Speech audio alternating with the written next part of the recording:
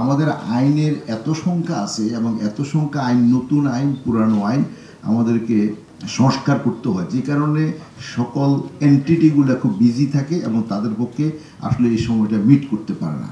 তো কিন্তু আমরা প্রতিটি 13টি স্তরে কিন্তু প্রতিটি আইন করার সময় আমাদের পক্ষ থেকে বিচার বিশ্লেষণ করা হয়। যেমন আমার পর্যায়ে আমার মন্ত্রণালয় থেকে ইনিশিয়েটিভ নেওয়া হলো, এরপরে দিয়ে সেখানে আইন মন্ত্রণালয়ের সাথে কথা বলা হলো, এরপরে দিয়ে আবার আমরা এটা ক্যাবিনেটে প্রেরণ করলাম, ক্যাবিনেট থেকে আবার সেখানে মাননীয় প্রধানমন্ত্রীর নেতৃত্বে যে সভা হলো, সেখানে আমরা মন্ত্রীরা সহ সবাই, সচিবরা সবাই মিলে পার্টিসিপেট করে এবং কারো ফাইন্ডিং থাকলে তিনি সেটা উত্থাপন করেন।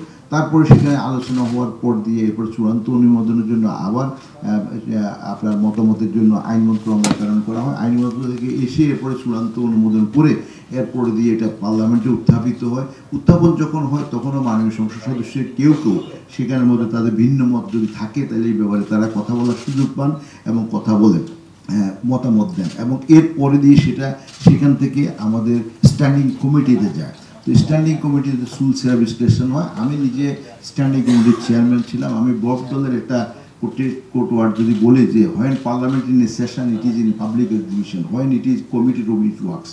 অর্থাৎ কমিটিগুলো খুব গুরুত্বপূর্ণ। আমরা কতটুকু গুরুত্বপূর্ণ করতে পেরেছি এই বিতর্কে আমি যাব না, কিন্তু কমিটির রুমটা অত্যন্ত, standing committee is very important এবং সেখানে একটা ভালো একটা সুবিধা হয়েছে যে 96 সনে মাননীয় প্রধানমন্ত্রী শেখ হাসিনা এই প্রধানমন্ত্রী সরকার গঠন করার পরে স্ট্যান্ডিংগুলা নন মিনিস্টারকে চেয়ারম্যান করার ব্যবস্থা করছেন। এর আগে চেয়ারম্যান যিনি হতেন উনি মিনিস্টার,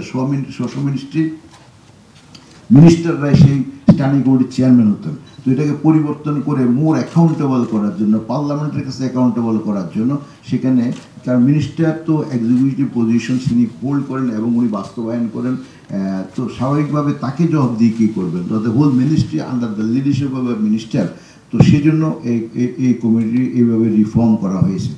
হাউবার এরপর ওখানে করা হয়, এরপর দিয়ে সেখান থেকে আবার সেখানে রিকমেন্ডেড হইয়া সেটা পার্লামেন্টে আসে। সেখানে আবার মাননীয় সংসদ সদস্যদের স্ব অবস্থান থেকে তারা কোনো সংশোধনী এবং ব্যাপক বক্তব্য রাখার সুযোগ পান, এবং কোনো বক্তব্য অথবা কোনো সংশোধনী যদি গ্রহণযোগ্য বলে মনে হয় তাহলে সেগুলোকে আমরা আবার গ্রহণ করি আইনের সাথে কোএক্সিস্টিংয়ের জন্য, যাতে নাকি তারা সেটা অ্যাপ্লিকেশনের মাধ্যম দিয়ে মানুষের সেবা এবং মানুষের যে সমস্ত লক্ষ্য উদ্দেশ্য পূরণের জন্য আইনটি করা হয়েছে অথবা সংস্কার করা হচ্ছে সেটা যেন নাকি ভূমিকা রাখতে পারে।